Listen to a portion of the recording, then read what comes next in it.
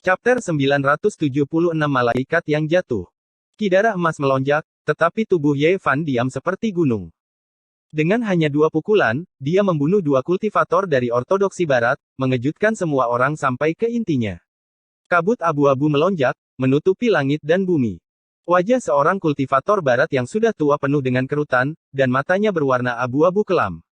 Dia sudah tua tak bisa dikenali, seolah-olah dia baru saja keluar dari neraka. Dia adalah pemimpin kelompok penegak ini, dan kekuatannya sangat kuat dan menakutkan. Arena seni bela diri benar-benar tenggelam oleh kabut abu-abu. Dia seperti dewa iblis, memancarkan kekuatan yang meluap-luap, menyebabkan banyak orang gemetar ketakutan. Melalui aura yang pekat, mereka melihat sosok layu dengan rambut abu-abu yang menutupi bahunya, menyebabkan orang gemetar dari lubuk hati mereka. Gemerincing. Suara rantai besi bisa terdengar. Meskipun tubuhnya layu, dia sama menakutkannya dengan singa tua. Di tangannya ada rantai panjang yang berwarna merah seperti darah, seolah-olah telah dipoles di api penyucian. Rantai itu memancarkan aura yang menakutkan. Belenggu neraka. Ini adalah teknik terlarang. Setelah terikat, rantai besi merah akan seperti belatung yang menempel pada tulang, menghancurkan kekuatan hidup musuh dan memotong kultivasi mereka. Pada suatu waktu, itu dipandang sebagai teknik jahat yang hebat. Itu bertentangan dengan keharmonisan surga dan dibenci oleh orang-orang.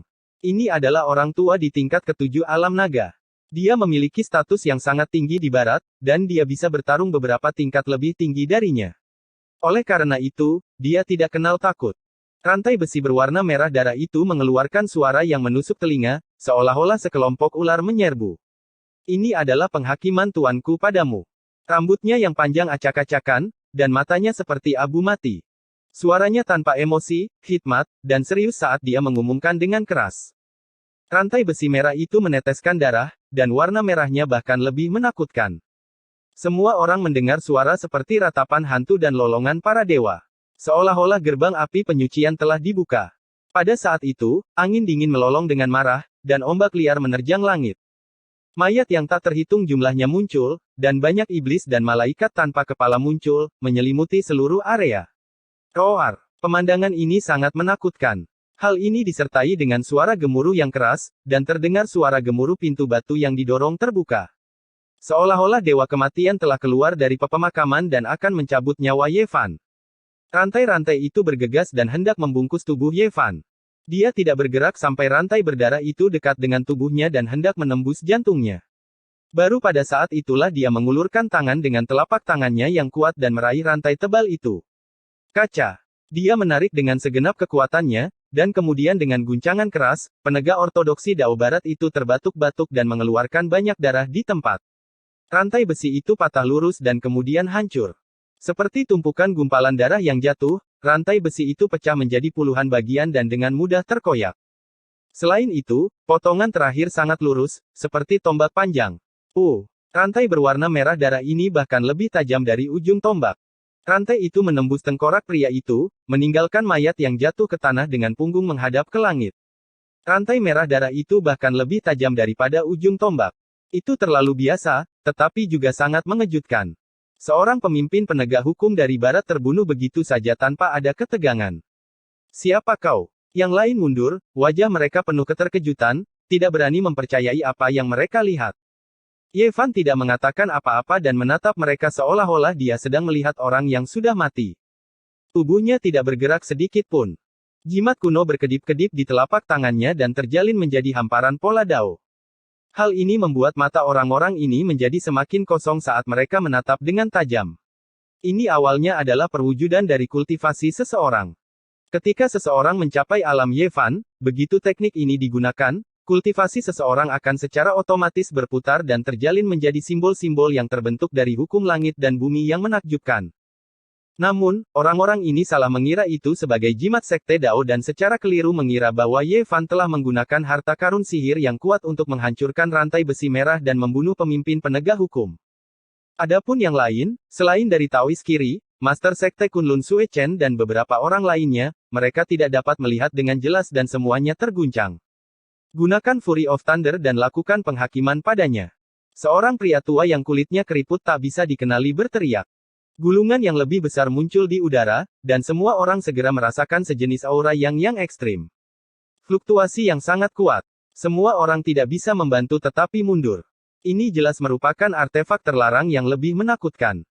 Seseorang dengan sayap abu-abu di punggungnya, sangat tua dan mengintimidasi seperti lubang hitam, dengan cepat mengaktifkan artefak terlarang dan menekan ke depan, ingin menghancurkan Ye Fan. Ini adalah pemandangan yang mengejutkan dunia, turunnya kesengsaraan surgawi. Ada seseorang yang kuat yang mengukir tanda Dao dan menyegelnya di dalam gulungan. Itu dikendalikan oleh beberapa malaikat yang jatuh untuk melakukan penghakiman terhadap para ahli yang berkuasa. Itu sangat menakutkan. Cahaya petir melonjak seolah-olah pengadilan surgawi telah turun ke dunia, menghancurkan segalanya. Garis-garis cahaya ungu menenggelamkan puncak-puncak utama Gunung Mao, menutupi Ye Fan di bawahnya. Tidak ada satupun kultivator yang tidak takut pada cahaya petir. Ini adalah sesuatu yang berhubungan dengan kesengsaraan surgawi, metode langsung yang digunakan oleh surga untuk menghancurkan dunia manusia. Seolah-olah tidak ada yang bisa menghentikannya. Namun, di dalam cahaya petir yang tak terbatas ini, Ye Fan sangat tenang. Dia melihat ke arah langit dan menarik napas dalam-dalam, seolah-olah dia sedang menikmati keharuman bunga dan tanaman. Dia tenang dari lubuk hatinya. Dia membuka telapak tangan emas dan dengan perlahan dan kuat menekan ke arah langit. Semua orang di kejauhan sangat gugup, mundur lebih dari 2 li. Hong, puluhan ribu kilat menyambar. Ye Fan tidak bergerak sedikit pun. Hanya sebuah simbol yang muncul di telapak tangan itu, dan semua cahaya petir menyatu seperti sungai yang mengalir ke laut. Terlalu lemah, jauh dari sebanding dengan kesengsaraan surgawi.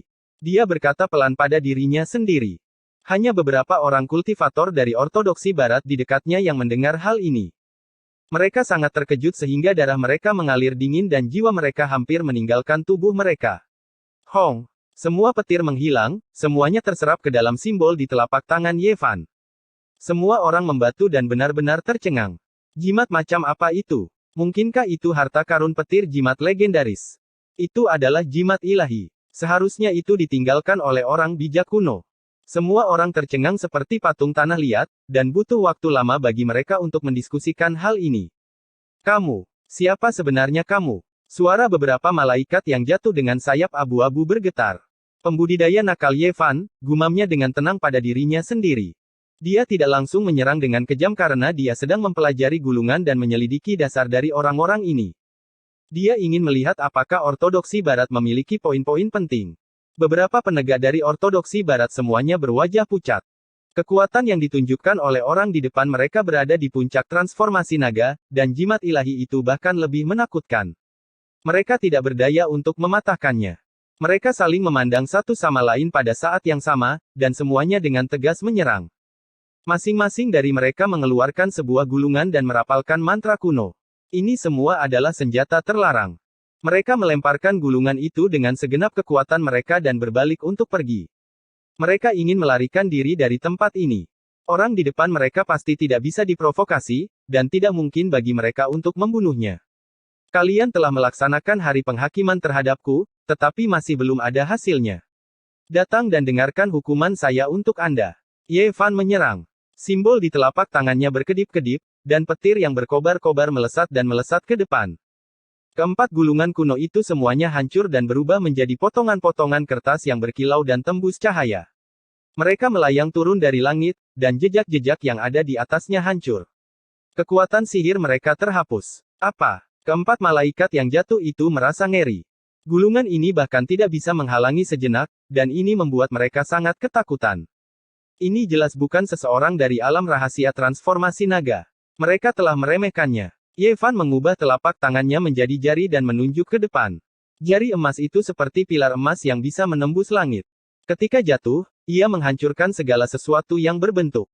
Jari emas itu panjangnya lebih dari selusin zang, dan langsung mengubah 4 malaikat yang jatuh menjadi kabut berdarah. Dengan suara po, mereka meledak di udara, dan tidak ada yang tertinggal.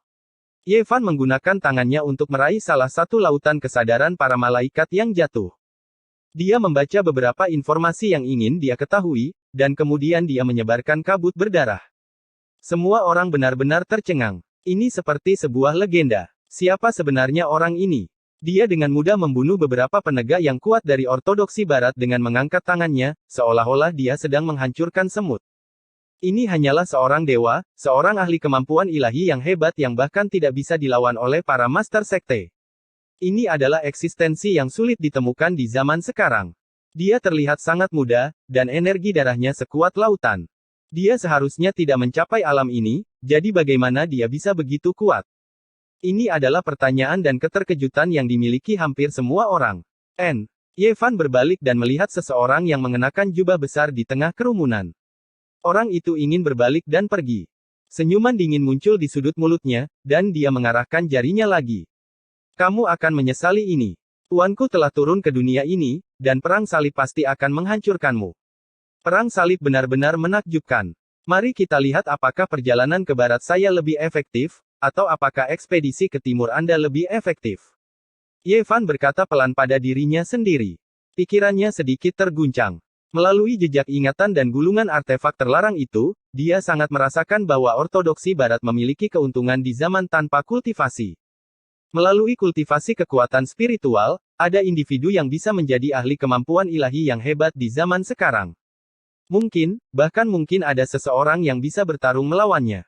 Selain itu, setelah melihat ingatan pemimpin itu, dia memiliki tebakan yang samar-samar. Kaum ortodoks barat mungkin memiliki beberapa orang kuno yang belum pergi. Dia tidak merasa takut.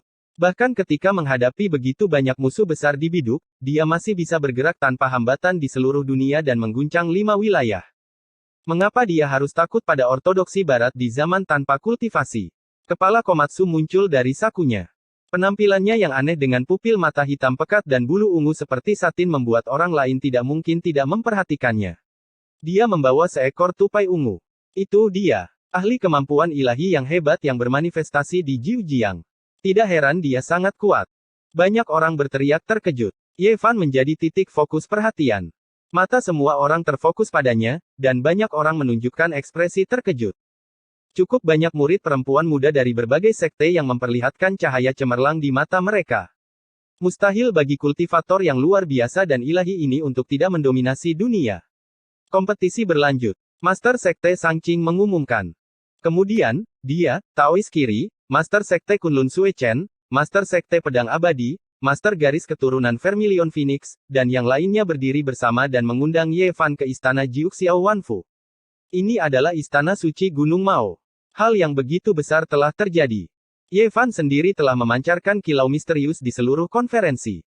Bagaimana mungkin orang-orang ini tidak terkejut? Bolehkah saya bertanya pada teman ini? Di istana leluhur Gunung Mao, beberapa master sekte tidak bisa menahan diri untuk tidak bertanya. Meskipun mereka menghormatinya, ada beberapa hal yang harus ditanyakan. Secara alami, ada orang di sini yang Ye Fan kenal. Master Lembah Iblis Miriat, Bangau Tua, mengingatkannya bahwa langkah seperti itu dapat menyebabkan masalah besar. Perang salib akan menjadi bencana besar. Ye Fan tertawa dan berkata, era apa ini? Perang salib terlalu sombong. Apakah mereka benar-benar berani mengirim pasukan ke bumi tengah untuk menekan saya? Jika itu masalahnya, saya akan membunuh sebanyak mungkin yang datang. Mereka semua berasal dari ortodoksi yang sama. Pertentangan antara terang dan gelap, pepatah surga dan neraka, adalah untuk membuat orang-orang di dunia menghormati dan takut. Hanya dengan harapan dan keputusasaan, maka akan ada iman yang cukup. Benarkah begitu? Saya sangat menantikannya. Datanglah, para ksatria suci, datanglah, para santo santa, datanglah, perang salib. Saya akan menunggu Anda untuk memurnikan saya, kata Ye Fan. Taois Kiri, Master Sekte Suechen, Master Sekte Pedang Abadi, dan yang lainnya semua ketakutan saat mendengar ini. Siapa orang ini? Apa yang dia nantikan? Chapter 977 Pemuridan. Ye Fan sangat tenang saat mengucapkan kata-kata ini. Seolah-olah dia berbicara tentang masalah yang sangat biasa, seolah-olah dia tidak menyadari badai seperti apa yang akan datang. Dia akan bertarung melawan tentara salib sendirian. Beraninya dia melakukan ini. Dia benar-benar berani melakukan ini. Tidak diragukan lagi akan ada badai yang berbahaya. Di mata para master sekte ini bahkan mungkin menembus langit. Pada zaman dahulu, demi memperebutkan kota suci Yerusalem, tentara salib telah menyebabkan penderitaan yang luar biasa. Pada saat itu, para ahli muncul dalam jumlah besar, dan setiap kali, mereka bertempur sampai langit runtuh dan bumi terbelah. Ye Fan tidak memiliki emosi yang gelisah. Semuanya karena orang-orang dari ortodoksi barat ingin mengambil tindakan terhadapnya. Dia hanya membalas dan tidak menggunakan kata-kata yang keras. Saya tidak peduli siapa dia. Karena dia ingin melakukan penghakiman terakhir, saya minta maaf. Apakah dia seorang tentara salib atau ksatria ilahi, saya hanya bisa membunuhnya. Sekarang, di era tanpa hukum ini, dia tidak ingin membunuh sekte manapun, tetapi dia juga tidak akan membiarkan orang lain menggertaknya. Beberapa malaikat yang jatuh menuju ke timur ke bumi tengah untuk menghakimi dia dan mengambil nyawanya. Ini tidak bisa ditolerir. Setelah badai seperti itu di pertemuan kultivasi, orang-orang tidak lagi memiliki mood untuk menonton kompetisi. Itu karena bahkan para ahli top dari generasi muda telah memasuki istana 9 penjuru langit Myriad Blessings. Teman Dao, tolong jangan salah paham. Klan saya tidak ingin membalas dendam. Ketua klan dari garis keturunan Great Sea Dragon Sparrow berbicara. Setelah melihat kultivasi Ye Fan, dia takut dia akan menyalahkan dan membencinya. Ini bukan apa-apa. Ye Fan tersenyum. Tidak perlu meributkan hal-hal kecil ini. Orang-orang yang hadir semuanya memiliki status tinggi. Mereka semua adalah master sekte dari sekte besar. Hanya Dragon Sparrow, Phoenix Goddess, dan Kunlun Pisces yang berasal dari generasi yang lebih muda. Apa yang tidak diduga Ye Fan adalah bahwa para ahli muda ini semua ingin bertukar petunjuk dengannya. Mereka ingin melanjutkan pertempuran yang belum lama ini terjadi. Bahkan, mereka ingin dia meneruskan tekniknya. Cahaya pedang menerangi langit. Pedang terbang berkelok-kelok tanpa hambatan di dalam istana 9 penjuru langit Myriad Blessings, menghasilkan cahaya yang kacau. Pedang itu memancarkan niat membunuh yang kuat yang mengalir ke langit. Ini adalah Dao Qi Song Zi. Setitik debu bisa berubah menjadi pedang untuk memenuhi lautan, dan sebilah rumput bisa berubah menjadi pedang untuk menebas matahari, bulan, dan bintang. Ye Fan tidak bisa mencapai level seperti itu, tapi bukan masalah baginya untuk menunjukkan niat pedang. Pada saat ini, Ye Fan tidak menyembunyikan basis kultivasinya dan sepenuhnya menampilkan makna mendalamnya. Kemudian, dia mulai menampilkan teknik kolam giok dan bertukar pukulan dengan Kunlun Pisces. Tiba-tiba, dia sehalus makhluk abadi yang dibuang, tidak tercemar oleh dunia fana, anggun dan cerdas. Pada akhirnya, dia bahkan menggunakan seni langit terbang Vicious, yang seperti roh surgawi yang bisa membelah langit. Dia tidak mendapatkan warisan ortodoks, tetapi dia telah bertarung dalam banyak pertempuran hidup dan mati dengan Hua Yunfei, jadi dia sedikit mengerti. Dengan kultivasinya saat ini, dia secara alami dapat memulihkan sebagian darinya. Dia luar biasa. Sekte Master Sui Chen menghela nafas pelan. Basis kultivasi Ye Fan saat ini jauh melebihi imajinasi mereka. Dia pasti berada di level yang sama dengan Master Sekte kuno, bahkan mungkin lebih kuat. Ikan besar, ikan kecil, kalian berdua bisa menjadikan saudara Dao Ye sebagai tuan kalian. Dia berbicara seperti ini. Hanya seni langit terbang ini sudah cukup untuk mengejutkan baik dulu maupun sekarang, jadi sangat berharga untuk menjadikannya sebagai master. Bakat. Vicious tak tertandingi sejak zaman kuno, dan orang biasa tidak bisa berharap untuk mencapai levelnya. Dia menggunakan tubuh biasa untuk membuktikan daonya, dan dao serta teknik rahasia yang dia kembangkan melampaui semua sekte. Dia dihormati oleh langit. Siapapun yang memiliki penglihatan yang baik dapat melihat beberapa petunjuk. Bulu mata para master sekte ini semuanya kosong, jadi mereka secara alami terkejut. Mereka ingin membuka jalan yang terang bagi para murid mereka. Mereka punya alasan untuk percaya bahwa alasan mengapa Ye Fan begitu kuat terkait dengan teknik rahasia yang tak tertandingi ini. Mungkin dia memiliki kitab suci kuno yang paling kuat yang memungkinkannya untuk bertarung melawan dunia sendirian. Tuan kecil, Huang, memberi hormat kepada Anda. Di samping itu, Dewi Phoenix sangat cerdas. Dia adalah seorang wanita cantik yang luar biasa dengan kecantikan yang dapat memikat bahkan burung dan binatang buas.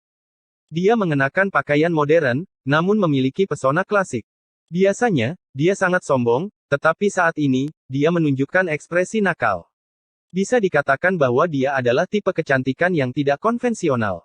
Yu Weiyu heroik dan kuat, sementara Yan Xiaoyu anggun dan mengharukan. Mereka dikenal sebagai Anulus Giok kembar Kunlun. Mereka berdiri di samping, sejenak sedikit tercengang saat mereka menatap Master Sekte Kunlun. Mereka tidak pernah menyangka Dewi Phoenix akan secerdas ini, bergegas untuk menjadikannya sebagai tuannya terlebih dahulu. Dia tidak peduli mengkhianati sekte, karena ketua sekte ini adalah kakeknya. Tidak ada yang akan berpikir seperti itu. Ketika yang lain melihat ini, mereka semua berbicara juga.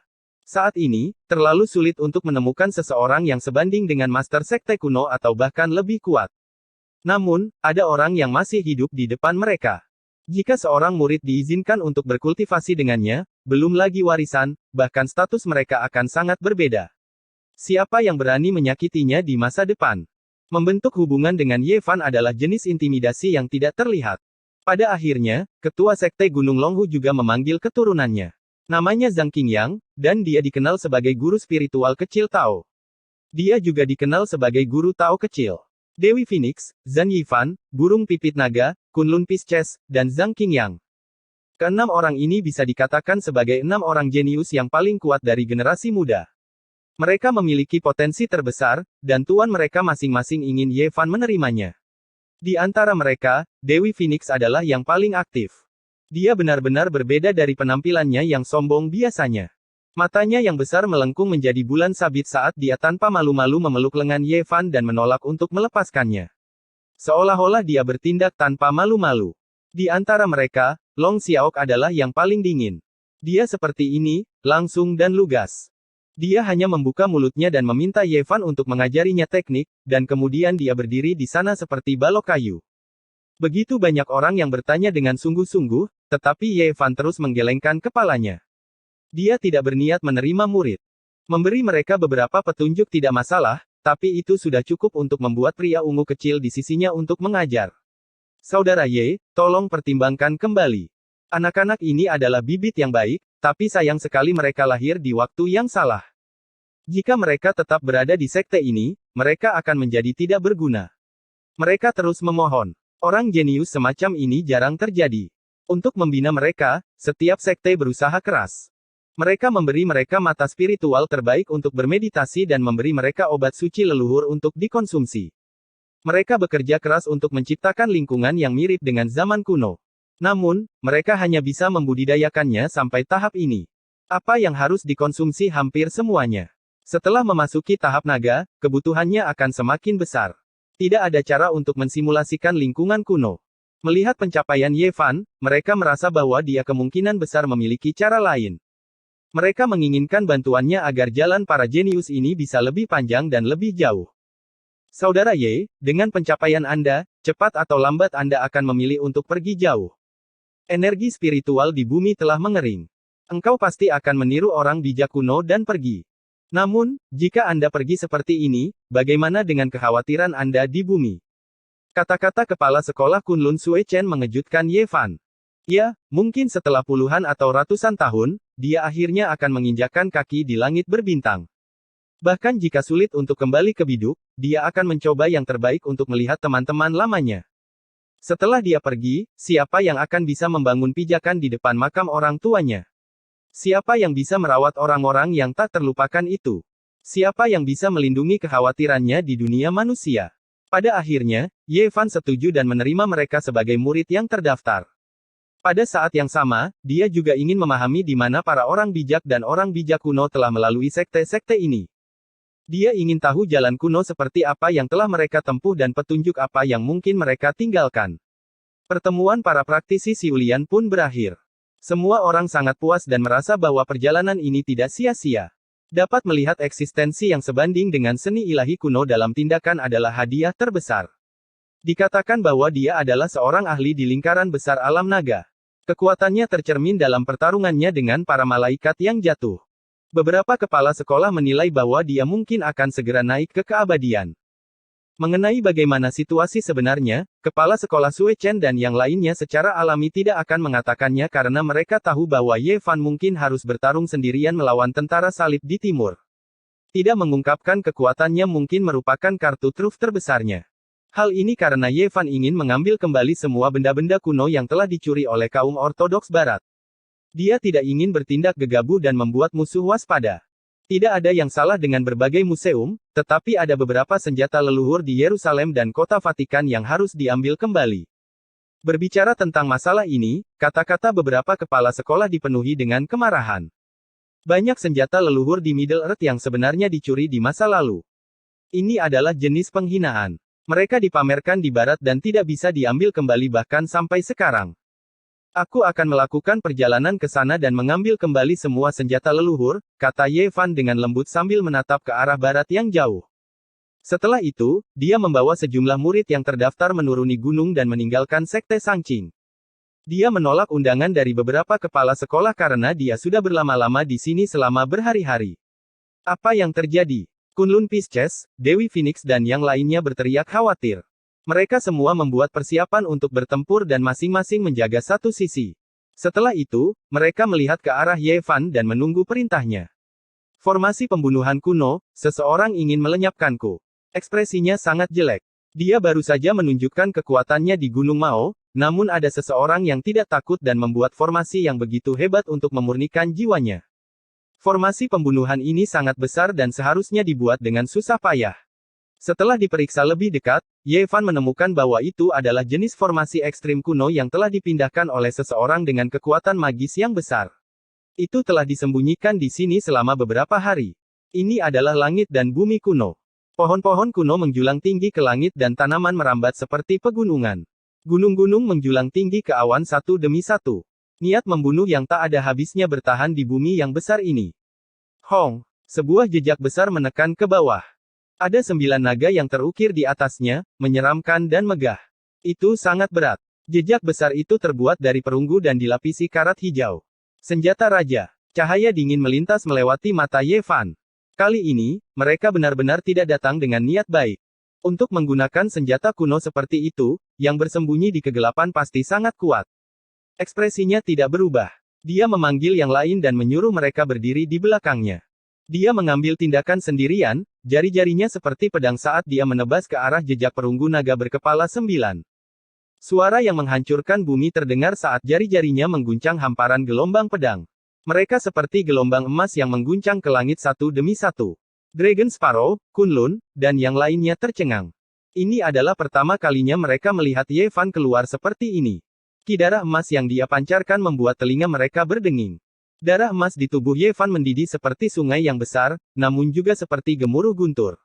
Suara yang menyebar hampir membuat yang lain jatuh ke tanah. Apakah kekuatan tempur sejati tuan ini? Bahkan Dragon Sparrow, yang sedang berkonflik di dalam hatinya, tercengang. Seluruh tubuhnya bergetar. Bahkan praktisi seni ilahi kuno tidak ada apa-apanya dibandingkan dengan ini. Dentang. Ki darah Ye Fan mengalir deras ke langit. Gelombang pedang emas yang dia tebas sebenarnya memiliki puluhan ribu lapisan. Sebuah sudut dari jejak perunggu naga berkepala 9 jatuh ke tanah. Bahkan senjata seorang raja pemutus dao telah dihancurkan. Zhan Yifan juga tercengang. Pada saat ini, aura yang menakutkan mengguncang langit dan bumi. Sungai dan gunung bergemuruh sejauh ribuan mil. Tanah kuno di dalam formasi pembunuhan runtuh, dan gunung-gunung di kejauhan runtuh. Pemandangan itu sangat mengejutkan. Ini adalah jejak perunggu naga berkepala 9. Ini adalah alat sihir kuno yang terkenal yang secara otomatis dapat melepaskan kekuatannya untuk menekan dan membunuh Raja Pemutus Dao. Dragon Sparrow berseru. Chapter 978 Dai menyerang harta karun matahari. Jejak tembaga ini sangat istimewa. 9 naga sejati melingkar di sekelilingnya, hidup dan nyata. Karat hijau rontok, dan roh senjata itu terbangun dengan sendirinya. Senjata itu mengandung kekuatan naga banjir, memiliki kekuatan untuk menghancurkan langit dan bumi. Di kejauhan, gunung dan sungai bergemuruh, semuanya bergetar. Beberapa dari mereka runtuh. Magma menyembur keluar dari berbagai tempat, mengalir ke langit secara terbalik, kekuatan dan momentumnya menakjubkan. Kita tidak bisa menghadapinya secara langsung. Ekspresi para jenius muda semuanya berubah. Mereka tahu betapa menakutkannya artefak magis kuno ini, karena ada banyak legenda tentangnya.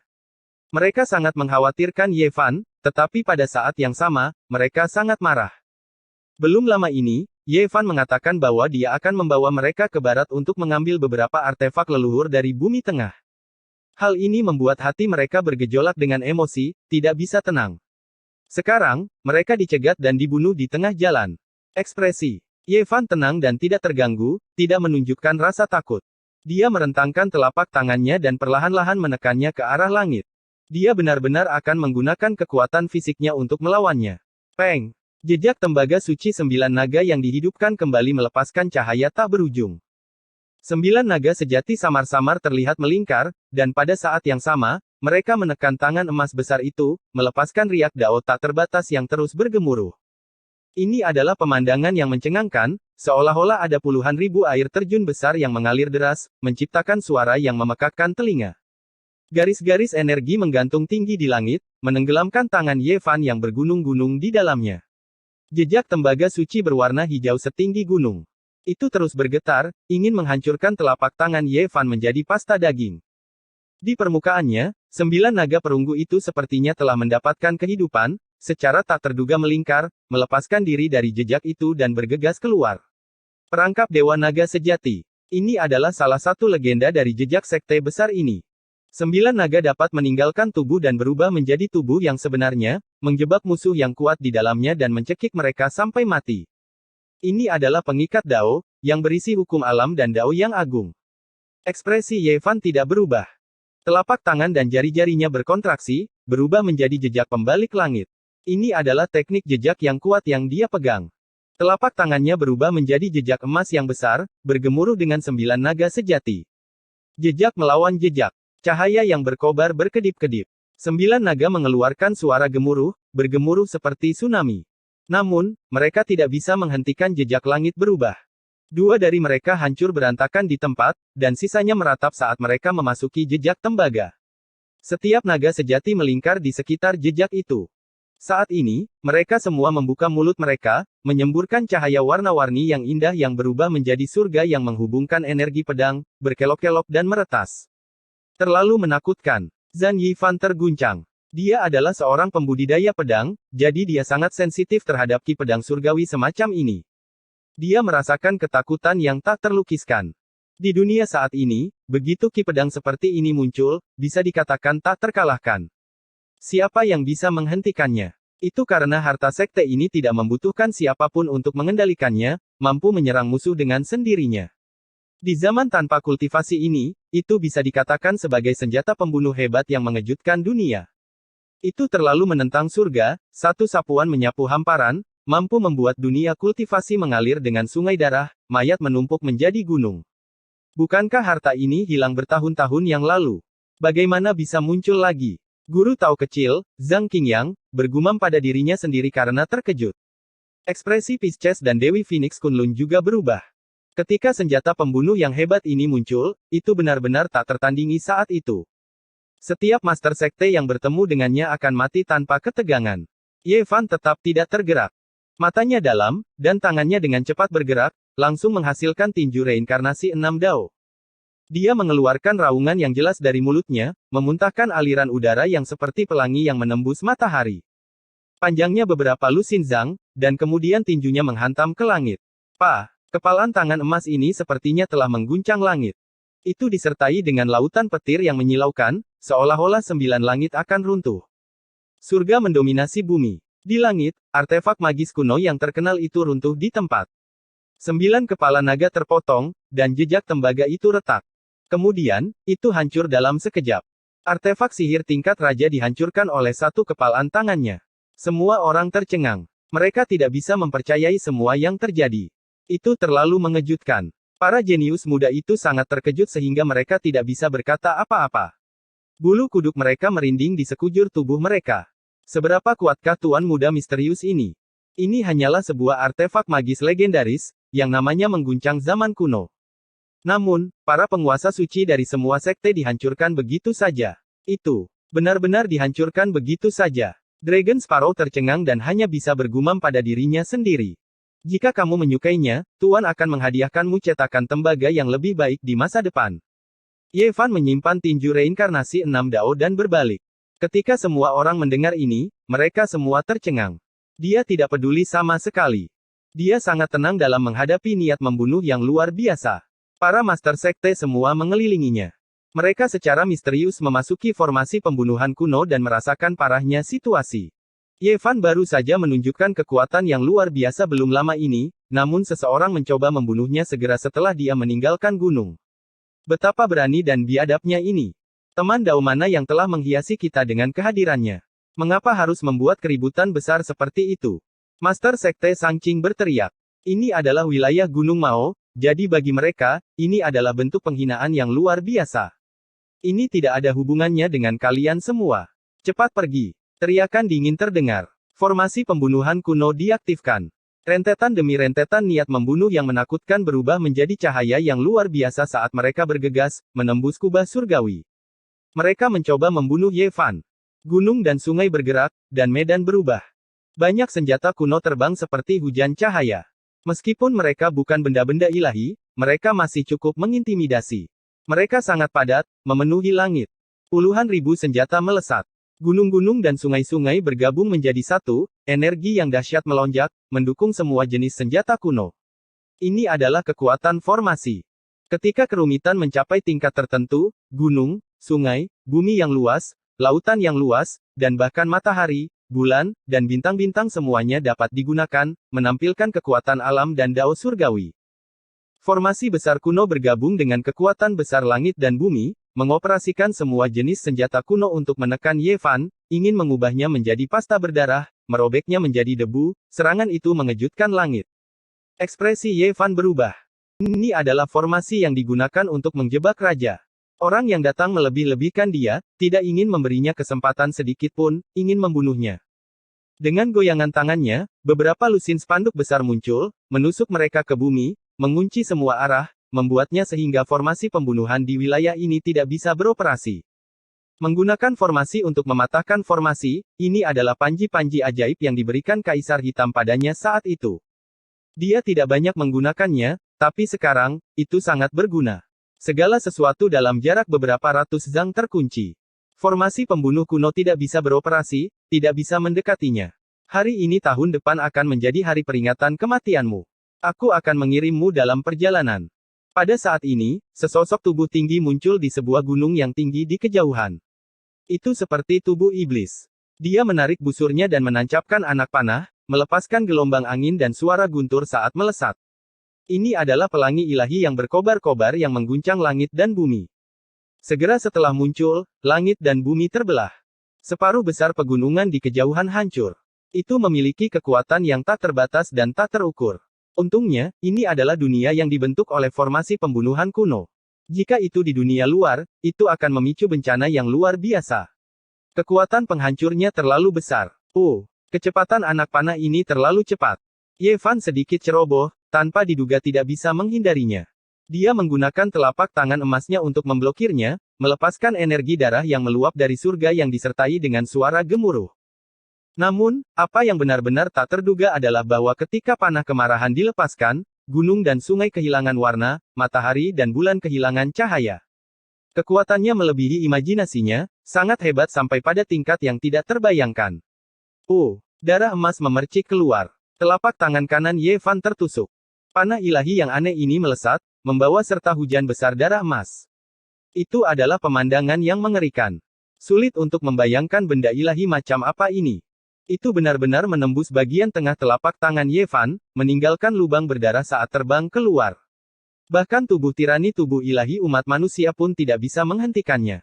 Ye Fan mundur. Dia mengedarkan kultivasi seluruh tubuhnya, meningkatkan daging dan kesadarannya secara ekstrim. Dia memperlakukan ini seperti pertarungan hidup dan mati, tidak berani meremehkannya lagi. Orang suci kuno telah pergi, tetapi itu tidak berarti tidak ada bahaya. Itu karena mungkin ada artefak ilahi yang tertinggal. Meskipun bumi telah memasuki zaman tanpa kultivasi, senjata yang menakutkan masih ada. Jika dia ceroboh, maka dia mungkin akan sangat menderita. Tidak bagus, ini adalah artefak sihir kuno yang legendaris. Satu saja sudah cukup untuk memusnahkan 10 alam. Ekspresi para master sekte semuanya berubah.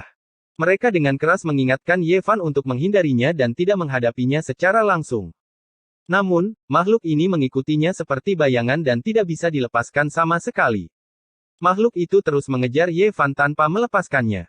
Untungnya, itu tidak ditembakkan oleh Sage Agung kuno. Jika tidak, itu mungkin akan menembus matahari, bulan, dan bintang. Satu anak panah sudah cukup untuk menghancurkan sebuah bintang kuno. Suara ringan lainnya terdengar. Tubuh Ye Fan bergoyang.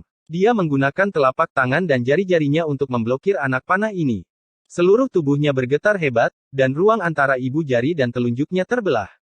Darah mengalir keluar dalam aliran yang panjang. Tidak ada gunanya. Jika kamu tidak membunuh musuh, panah ini tidak akan berhenti. Kamu bisa mati sekarang. Di pegunungan yang jauh, orang itu berbicara dengan dingin. Mata Ye Fan menjadi dingin. Ini adalah pertama kalinya dia terluka setelah kembali ke bumi. Dia mengaktifkan simbol baris dan menyerang melalui formasi pembunuhan kuno. Dia dengan cepat menekan ke depan. Bisa dikatakan tidak ada seorang pun di dunia ini yang bisa menandingi kecepatannya. Dia berubah menjadi seberkas cahaya suci keemasan dan merobek bumi yang besar, muncul di atas gunung itu. Begitu Ye Fan mendaki puncak gunung, dia dengan tegas dan tanpa ampun menyerang. Telapak tangan dan jari-jarinya yang berwarna keemasan menutupi area di depannya. Seluruh gunung mulai runtuh. Orang ini juga bereaksi dengan sangat cepat dan menggunakan teknik gerakan yang jarang terlihat untuk bergeser secara horizontal. Transformasi lompatan ikan menjadi naga sejati. Ini adalah seni rahasia kuno.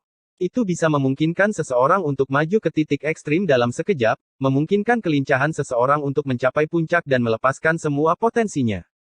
Dia bergerak secara horizontal sejauh beberapa mil, tetapi yang mengejutkannya adalah simbol baris Ye Fan dapat mempertahankan kecepatan ekstrim yang sama dari awal hingga akhir, jauh melampaui batasnya. Dia tidak bisa melepaskannya. Sebuah tangan emas besar terulur, mencegahnya bergerak maju. Di bawah, banyak gunung yang menjulang tinggi runtuh. Puncak-puncak yang besar seperti tumpukan pasir, berubah menjadi debu dengan suara gemuruh. Ini adalah pemandangan yang menakutkan. Ketika seseorang bertemu dengan gunung, gunung itu akan runtuh. Ketika seseorang bertemu dengan laut, laut akan mengering, dan ketika seseorang bertemu dengan langit, tidak ada yang bisa menghalangi tangan raksasa itu. Di belakangnya, beberapa master sekte dan jenius muda menatap kosong, tidak bisa mengucapkan sepatah kata pun. Metode menembus surga Ye Fan mengejutkan mereka. Dia sebanding dengan dewa perang kuno. Selain itu, musuh itu juga membuat mereka terkejut. Dia sebenarnya adalah seorang ahli tertinggi di dunia rahasia Yayasan Abadi, karakter yang tak tertandingi di era ini. Orang ini meraung sekali lagi, maju ke titik ekstrim. Tubuhnya hampir terbakar saat dia melepaskan seni transformasi naga sejati lompatan ikan sekali lagi. Dia menguras potensi hidupnya, ingin menghindari bencana ini. Tubuhnya langsung bergerak beberapa mil jauhnya. Boom! Di dunia yang dibentuk oleh formasi pamungkas kuno, sejumlah besar pegunungan runtuh. Gunung, pohon-pohon kuno, batu-batu raksasa, semuanya berubah menjadi bubuk. Meskipun dia menghindar dengan kecepatan tinggi, gempa susulan yang kuat meledak. Tengkoraknya segera terbelah dan dia terlempar lebih dari 9 meter ke udara. Kamu. Matanya dipenuhi dengan keterkejutan dan ketakutan, tidak dapat mempercayai hasil ini.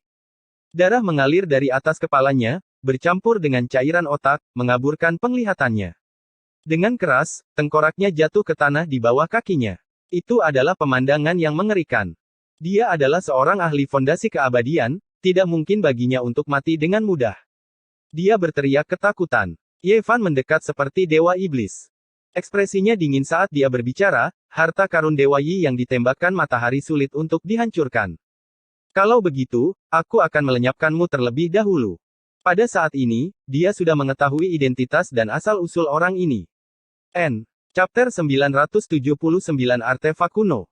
Ini adalah seorang ahli dari ras wanita, pelindung Dao dari Gua Naga Primordial yang telah menghilang selama lebih dari 100 tahun.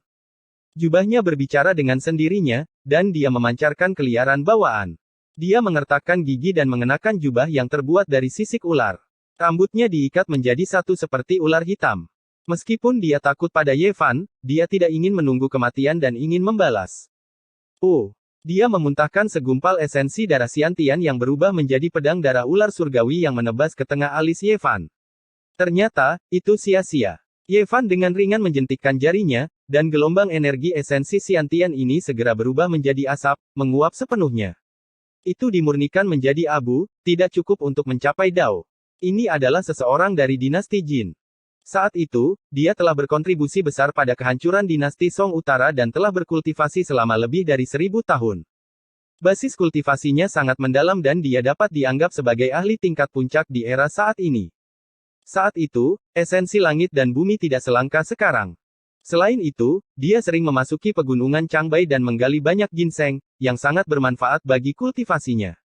Oleh karena itu, dia menerobos ke alam fondasi abadi. Meskipun tengkoraknya hancur dan darah segar mengalir dengan bebas, vitalitas orang-orang di levelnya sangat kuat. Selama roh primordialnya tidak dihancurkan, akan sulit baginya untuk mati. Bis. Ruang bergetar saat panas suci yang menyilaukan itu terbang lagi. Itu tidak akan berhenti sampai mati, bersinar dengan cahaya yang gemilang saat merobek langit dan menghancurkan gunung di bawahnya, mengarah langsung ke tengah alis Ye Fan. Kekuatan ilahi seperti itu adalah sesuatu yang tidak dapat dihalangi oleh siapapun di dunia. Itu berisi energi Dao yang tak terlukiskan yang bisa menghancurkan segalanya. Ini adalah panah suci yang sama dengan yang digunakan Dai untuk menyerang matahari. Ye Fan bersandar ke belakang saat dia mengeksekusi seni karakter baris.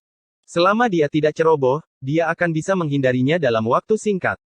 Ayo pergi ke mata air kuning bersama-sama. Ahli dari dinasti Jin ini meraung. Matanya memerah saat retakan muncul di sekujur tubuhnya. Dia menerjang ke arah Ye Fan, ingin menyeretnya ke bawah bersamanya. Oh, tidak ada ketegangan karena kidara emas yang memancar dari Ye Fan bahkan lebih kuat dari jubah sucinya.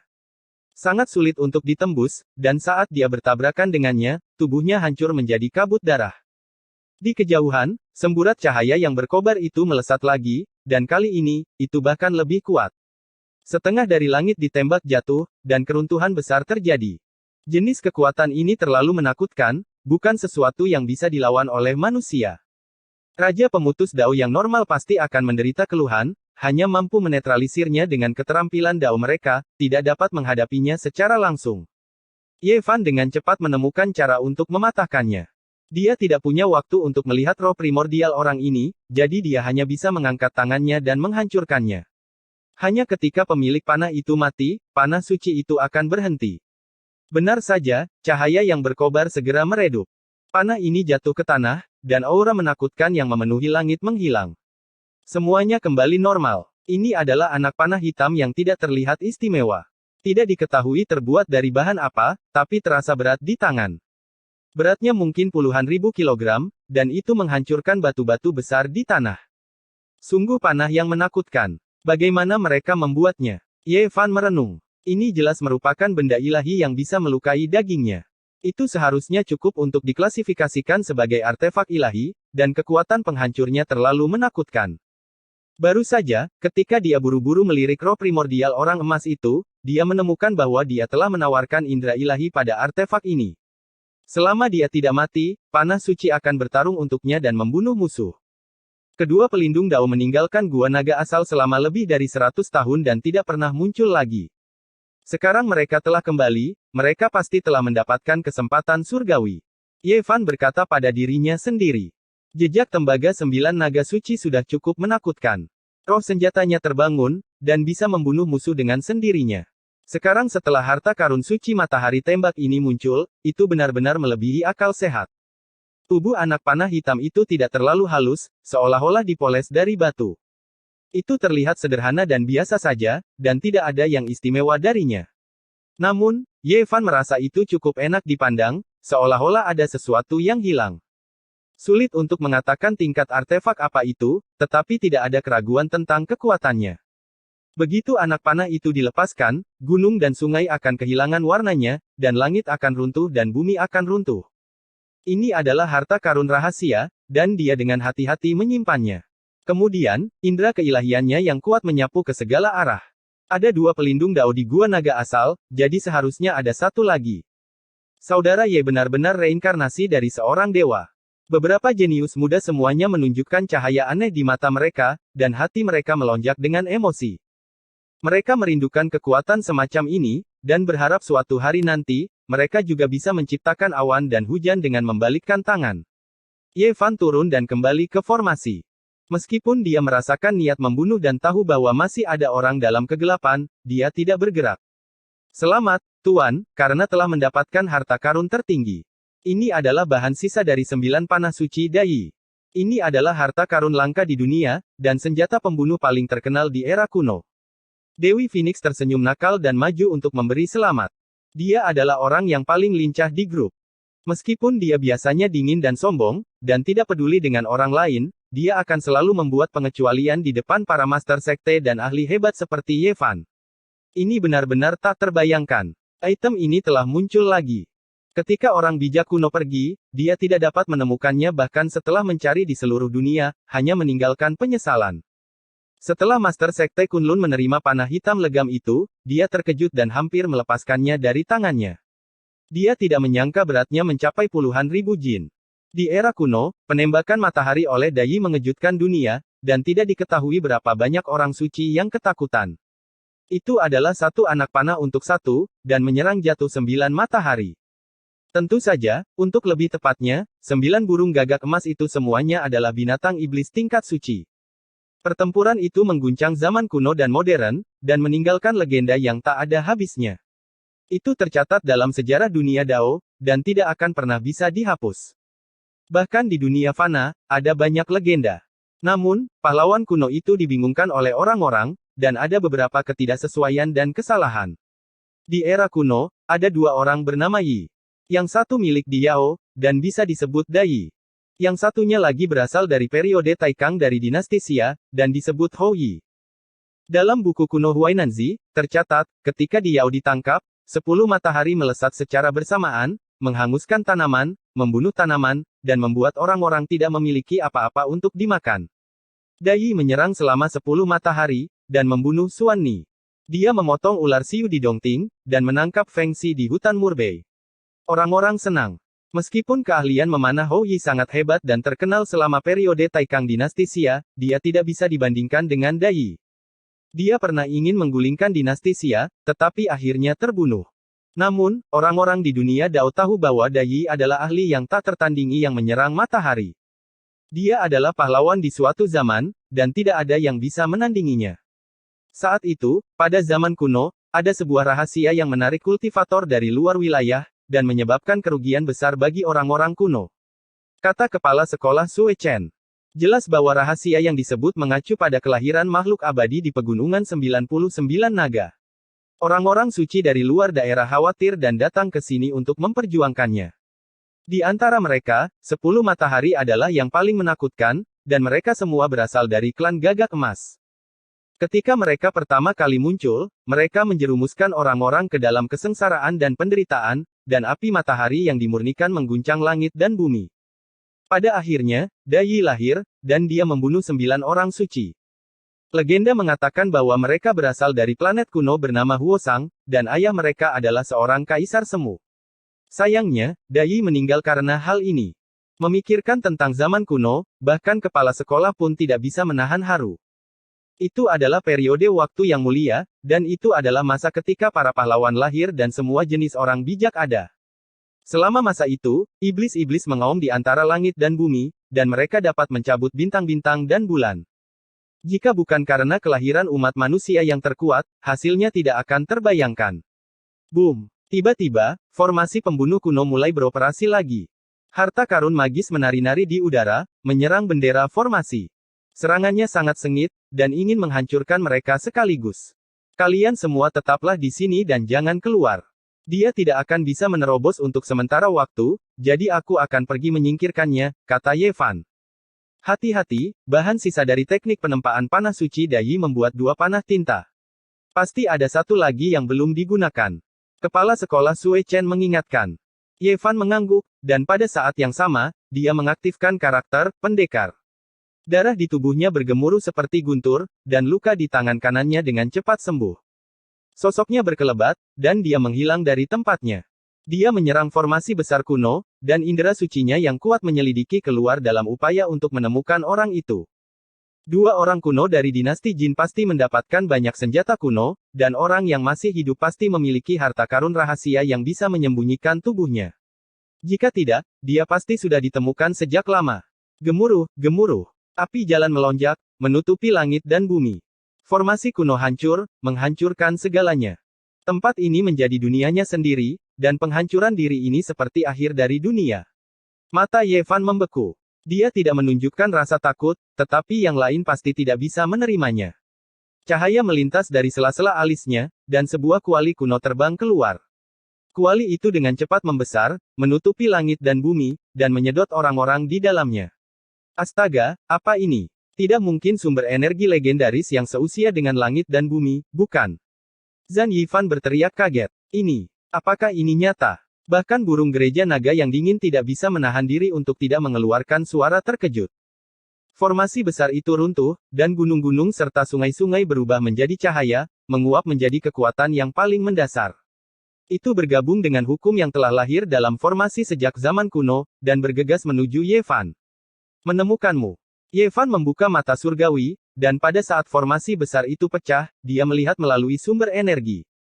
Matanya memancarkan cahaya yang panjangnya lebih dari 10 mil, menatap lurus ke depan. Pakaian orang ini mirip dengan pakaian orang yang meninggal sebelumnya, dan dia juga memiliki sifat liar padanya. Kultivasinya berada di alam fondasi abadi, dan pada saat ini, dia menarik busurnya dan menyerangkan anak panah yang mengejutkan dunia. Itu berasal dari sumber yang sama dengan panah suci penembakan matahari milik Dai. Itu bersiul melalui langit dan bumi, panah hitam itu membelah separuh langit. Tidak ada yang ada lagi. Energi kacau yang tak terbatas turun, mengoyak segalanya. Sinarnya berkobar dengan cemerlang, menenggelamkan segalanya. Meskipun kekuatan panah ini mengguncang dunia, Ye Fan sudah siap, dan tidak mengalami kerugian besar seperti yang pertama kali. Dia mengeksekusi mantra barisan dan dengan cepat menghindar, menekan ke depan. Mata pelindung dao skala surgawi dari Gunung Changbai dipenuhi dengan kedengkian. Dia tahu itu sudah berakhir. Formasi pembunuhan kuno dan segel tembaga 9 naga suci sudah cukup menantang surga, dan 2 anak panah suci bahkan lebih menakutkan. Menurut logika, seharusnya tidak menjadi masalah untuk membunuh Ye Fan, tapi dia masih dikalahkan. Kecepatan lawannya terlalu cepat, dan dia menghindari panah suci. Dia sendiri bukanlah raja dari Dao Severing Art, dan dia tidak bisa memblokirnya secara langsung. Begitu lawannya mendekat, dia pasti akan mati. Puff. Tanpa ketegangan, Ye Fan bergegas maju dan menamparkan pelindung Dao menjadi kabut berdarah. Dia kemudian meraih jejak indera ilahi. Aku mengerti. Mereka berdua pergi ke laut untuk mencari pulau surgawi Ponlai, tetapi mereka secara tak terduga menemukan tempat tinggal bawah laut kuno di tengah jalan. Mereka memperoleh kekayaan besar, dan setelah 100 tahun mengasingkan diri, mereka keluar ke dunia. Ye Fan memahami semuanya dalam sekejap. Dia menghapus kesadaran pelindung Dao, dan panah suci hitam jatuh ke tanah, yang dia simpan. Setelah sekian lama, langit dan bumi menjadi tenang. Lebih dari 20 senjata kuno jatuh ke tanah, dan sisanya dihancurkan dalam kekacauan barusan. Formasi kuno menghilang. Ye Fan melepaskan beberapa orang dari kuali, dan membiarkan mereka mendistribusikan senjata kuno. Mereka semua berasal dari kediaman bawah air, dan itu bukan barang biasa. Selamat kepada saudara Dao Ye karena telah mendapatkan 2 artefak Grid Sage kuno, kata Taois kiri. Bagi mereka, ini adalah harta tertinggi. Ye Fan memegang 2 artefak Dewa Hitam di tangannya. Beratnya beberapa puluh ribu kilogram, dan sangat berat. Di masa depan, dia akan menuju ke barat, dan 2 artefak besar era kuno ini mungkin akan sangat berguna.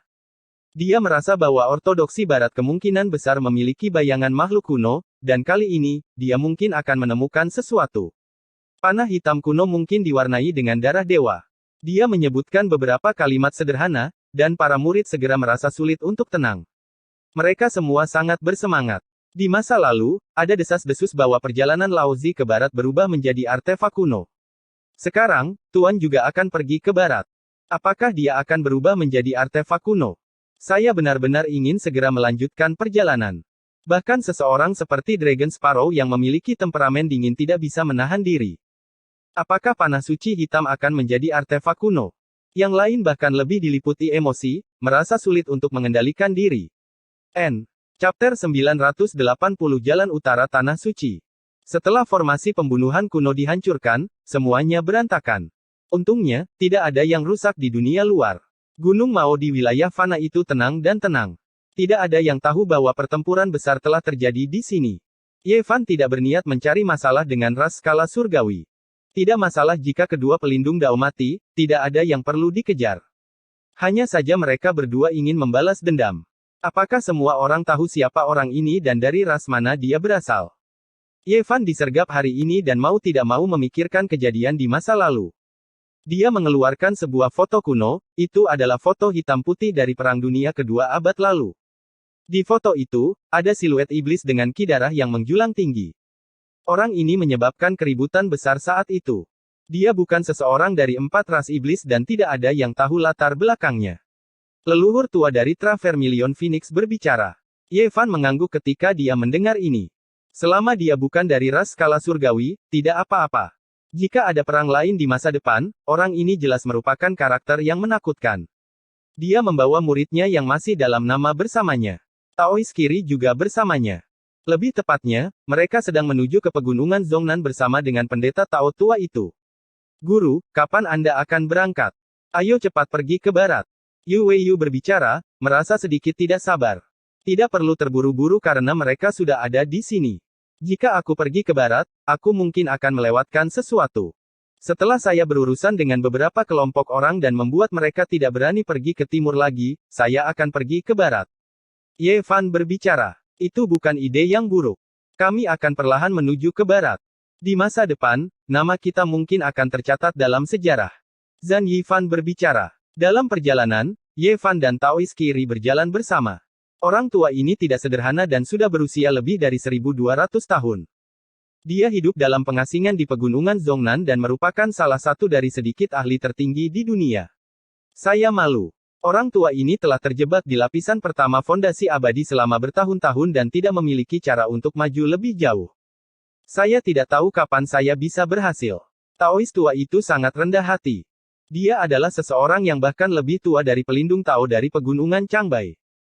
Dia adalah salah satu dari sedikit bintang umur panjang yang dikenal di Middle Earth dan merupakan karakter yang setingkat dengan Gunung Tai dan Biduk. Ye Fan menghela nafas. Bukan karena bakat pendeta tua itu buruk, tapi dunia telah berubah. Terutama dalam beberapa ratus tahun terakhir, tidak mudah bagi pendeta tua untuk mencapai langkah ini. Namun, dia tidak mengatakan apa-apa. Sebaliknya, dia memberitahunya tentang beberapa teknik pemecah kemacetan dari sisi lain Starry Sky.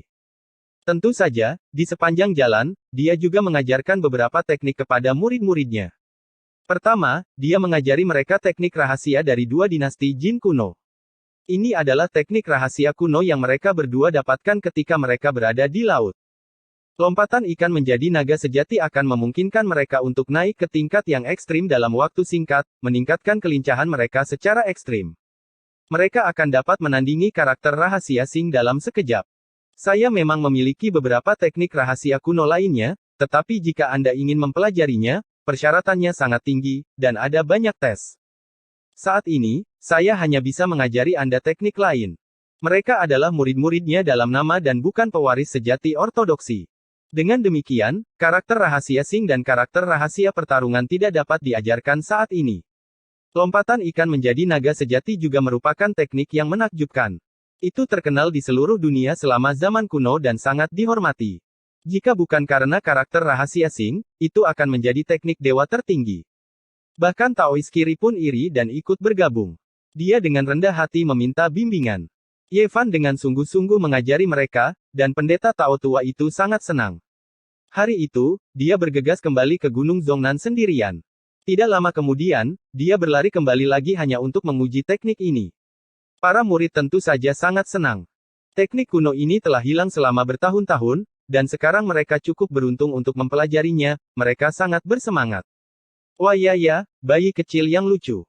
Ayo, biarkan kakak memelukmu. Dewi Phoenix memamerkan taringnya dan mengacungkan cakarnya saat dia mengejar Komatsu. Yan Xiaoyu sangat pendiam pada awalnya, tapi pada akhirnya, dia tidak tahan lagi. Dia meletakkan sosoknya yang anggun dan bergabung untuk memperebutkan si kecil berwarna ungu. Kedua gadis itu bukan satu-satunya yang seperti ini. Bahkan Zhang Qingyang dan Yu Weiyu tidak bisa menahan diri dan ingin menyentuh makhluk kecil seperti batu kecubung itu. Tidak ada yang bisa mereka lakukan. Penampilannya terlalu memikat, baik tua maupun muda. Komatsu merasa sangat dirugikan. Matanya yang seperti batu obsidian dipenuhi dengan niat membunuh dan berkilauan dengan air mata. Ia menatap mereka dengan takut-takut sambil bersembunyi di belakang Ye Fan. Ia dengan ringan mencengkeram sudut pakaiannya dan hanya berani mengintip setengah kepalanya. Ini adalah kakak laki-laki kecilmu. Kamu tidak boleh mengganggunya. Ye Fan angkat bicara untuk itu. Kakak laki-laki kecil, dengarkan aku. Aku akan mengurus kehidupan sehari-hari kamu. Aku akan membantumu mandi setiap hari dan memberimu makanan yang baik. Dewi Phoenix sangat memikat. Rambutnya yang indah tergerai di atas bahunya, dan bentuk tubuhnya sangat indah dan bergelombang. Dia mengenakan celana jeans ketat yang meregangkan paha indahnya yang lurus dan ramping. Sangat jelas terlihat bahwa ia ingin memelihara makhluk kecil berwarna ungu itu sebagai hewan peliharaan. Yang lain juga melakukan hal yang sama. Mereka semua menggodanya dan tidak ragu-ragu untuk mengeluarkan buah mutan yang menurut mereka sangat langka untuk menggodanya. Komatsu melihat ke kiri dan ke kanan, mengedipkan matanya yang besar, tetapi ia tidak memilih satu pun. Pada akhirnya, ia mengeluarkan sebuah buah bulan merah dari alat sihir lonceng kecil yang ditempa dari Daluo Silver Essence. Ia menggigitnya dan memakannya dengan lahap. Dalam sekejap, aroma harum memenuhi udara, menembus radius 10 kaki. Buah roh kuno. Mata yang lain menjadi bingung. Mereka merasa bahwa mereka telah tergoda. Mereka benar-benar ingin merebut lonceng makhluk kecil itu dan merampoknya di tempat untuk melihat apakah masih ada buah roh lagi. Setelah memakan buah bulan merah, Komatsu mengedipkan matanya yang besar dan mengusap-usap perutnya yang kecil. Ia mengeluarkan buah naga sumber lainnya. Warnanya keemasan dan berkilau seperti naga kecil. Hal semacam ini hanya tumbuh di tempat dengan genesis ki yang melimpah. Tidak banyak dari mereka di Big Dipper, tapi itu bukan masalah bagi Ye Fan untuk memetiknya. Ku bilang, anak kecil, panggil saja kamu kakak kecil, oke. Jangan serakah pada kami, kata Zhan Yifan. Ketika Komatsu melihat mereka mendekat, ia segera menjadi sangat waspada. Ia memeluk buah naga sumber dan bersembunyi di baliknya. Ia terlihat seolah-olah tidak mengenal mereka dan tidak ingin bertarung dengannya. Matanya yang besar berputar. Ye Fan tersenyum. Makhluk kecil ini selalu begitu polos. Dia benar-benar tidak tahu kapan ia akan tumbuh dewasa. Orang-orang di sisi lain meratap. Di satu sisi, mereka mendambakan buah roh kuno. Di sisi lain, mereka tidak menginginkan apapun selain mengambilnya dan meremasnya dengan keras. Mereka merasa itu pasti akan sangat lezat. Guru, kamu tidak boleh terlalu bias. Camilan kakak laki-laki kecil adalah buah roh kuno. Bagaimana kita bisa menanggung ini? Tidak ada yang bisa kita lakukan untuk anak malang ini. Dia hanya makan sedikit sejak dia masih kecil. Di antara orang-orang ini, hanya Dragon Sparrow yang tenang. Karena temperamennya yang dingin dan dia tidak suka banyak bicara, dia terlihat sangat dingin. Nama aslinya adalah Long Yuxuan. Hanya karena garis keturunan mereka memiliki kata naga dan burung gereja di dalamnya, mereka menjadi kuat. Mereka ingin membandingkan diri mereka dengan primogenitor Dragon Sparrow, jadi mereka juga disebut Dragon Sparrow. Ye Fan tentu saja tidak akan pelit. Ketika mereka berhenti untuk beristirahat di sebuah gunung, dia mengeluarkan piring batu giok yang dipenuhi dengan semua jenis buah roh dan mengundang Taois Kiri dan murid-murid lainnya untuk mencicipinya. Saat itu, dia dan Pang Bo telah membeli dengan sembrono ketika mereka akan kembali. Mereka khawatir bahwa ki roh bumi akan mengering dan tidak ada cara untuk berkultivasi. Mereka telah melakukan persiapan besar dan membeli buah roh yang tak terhitung jumlahnya. Pada akhirnya, ketika Ye Fan memberi Taois Kiri sekeranjang kecil buah roh, mata semua orang hampir keluar. Ini terlalu boros. Guru, kami juga mau. Para murid merasa iri. Hal semacam ini adalah sesuatu yang hanya bisa ditemui secara kebetulan di bumi. Bahkan Taois Kiri buru-buru menolak, mengatakan bahwa dia tidak tahan. Ye Fan menggelengkan kepalanya dan mengeluarkan beberapa untuk dibagikan kepada para murid. Hal-hal ini tidak ada apa-apanya di biduk. Bahkan para master sekte mungkin tidak peduli dengan mereka. Dia hanya membawa mereka kembali ke bumi untuk mengisi kembali ki rohnya. Mereka tidak memiliki efek khusus lainnya untuknya, tidak seperti fragmen jalan besar dalam obat abadi. Guru, dunia seperti apa yang ada di sisi lain langit berbintang? Mereka secara alami tidak bisa tidak bertanya. Mereka telah lama mengetahui tentang asal-usul Ye Fan dan ingin sekali pergi ke wilayah bintang biduk. Mereka ingin melintasi wilayah bintang. Jika kita pergi ke sana untuk berkultivasi, apakah kita bisa membunuh yang disebut orang suci dan menekan yang disebut penguasa ilahi? Zhang Qingyang dan Yu Weiyu semua mengatakan bahwa mereka bersedia pergi ke sisi lain dan bergabung dengan apa yang disebut pengadilan surgawi untuk meninggalkan dunia ini. Ye Fan terharu. Orang-orang ini semua adalah orang jenius yang langka. Jika mereka berkultivasi di lingkungan seperti itu di mana jalan besar berada dalam jangkauan, ada harapan bagi mereka untuk menjadi orang suci di masa depan.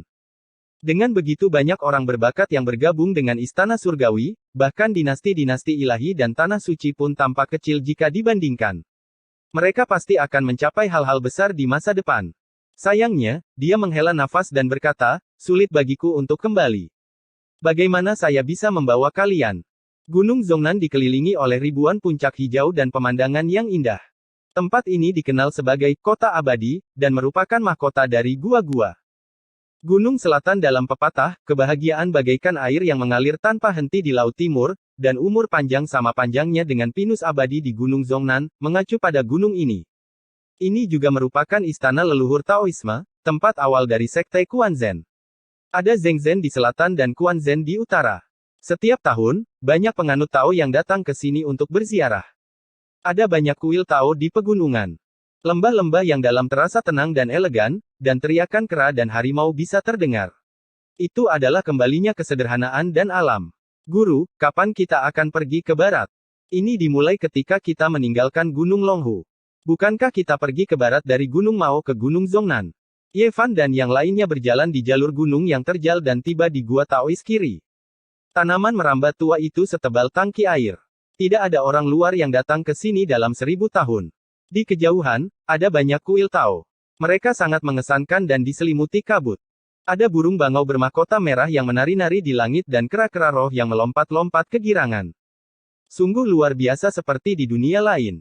Gunung Zhongnan tinggi dan indah seperti layar lukisan yang indah. Gunung ini berdiri megah di Provinsi Sangxi. Gua Taois kiri sangat sederhana.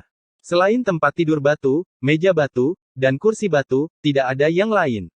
Namun, pemandangan di luarnya sangat bagus. Gua ini terletak di sebuah lembah dengan pepohonan kuno yang menjulang tinggi dan tanaman merambat yang lebat. Ada juga sebuah danau yang jernih dengan semua jenis binatang langka dan aneh berkeliaran. Komatsu sepertinya telah kembali ke surga di sini. Dia berlari mengelilingi lembah dan akhirnya menjadi akrab dengan Yan Xiaoyu dan yang lainnya. Meskipun dia sering diremas dan mengerang sebagai protes, dia tidak lagi begitu resisten. Setengah bulan berlalu dalam sekejap mata. Ye Fan mengajari mereka kultivasi sambil mendiskusikan Dao dengan Taois tua. Dia membantunya menerobos dan menjadi tokoh tingkat Master Sekte. Cahaya bulan seperti air. Di samping danau cermin cerah, Taois kiri membungkuk dalam-dalam ke arah Ye Fan. Dia telah menyentuh pos pemeriksaan itu dan mungkin akan segera menerobos dan mendapatkan harta Dao. Teman Dao terlalu sopan. Tidak perlu seperti ini. Jika Anda tidak dilahirkan di dunia ini, Anda pasti akan menjadi sosok yang luar biasa. Ye Fan membantunya berdiri. Taois kiri memulai pengasingannya malam itu dan tidak lagi muncul di dunia fana. Dia tidak bisa mengirim mereka pergi. Cahaya bulan sangat terang. Ye Fan kembali ke gua yang dia dirikan dan bersiap untuk pergi keesokan harinya untuk melanjutkan perjalanan ke barat. Di paruh kedua malam itu, bulan yang terang menggantung di langit. Cahaya bulan tumpah ke dalam gua saat sosok yang anggun dan anggun berjalan keluar. Dia memiliki kecantikan klasik dan mengenakan pakaian modern yang modis. Di bawah sinar bulan, kulitnya berkilau dan rambutnya menari-nari tertiup angin. Dia seperti peri dunia lain dari istana bulan saat dia berjalan ke dalam gua. Langkahnya ringan dan lincah saat ia tiba di depan ranjang batu Ye Fan. Dia datang ke sisi Ye Fan dan menghembuskan nafas yang berbau seperti anggrek. Tubuhnya yang anggun seputih dan seindah gading. Dia sangat berkilau dan tembus pandang. Matanya yang indah berbinar dan membawa ekspresi yang mempesona. Swoosh! Ye Fan membuka matanya. Tatapannya seperti dua petir yang menyinari gua. Apa yang sedang kamu lakukan? Berbicara tentang cita-cita hidup. Kamu tidak lebih tua dariku. Jangan berpura-pura menjadi orang tua. Paling buruk, aku akan bertanggung jawab untukmu. Dia membungkuk. Setelah mendengar ini, Ye Fan hampir memuntahkan seteguk darah tua.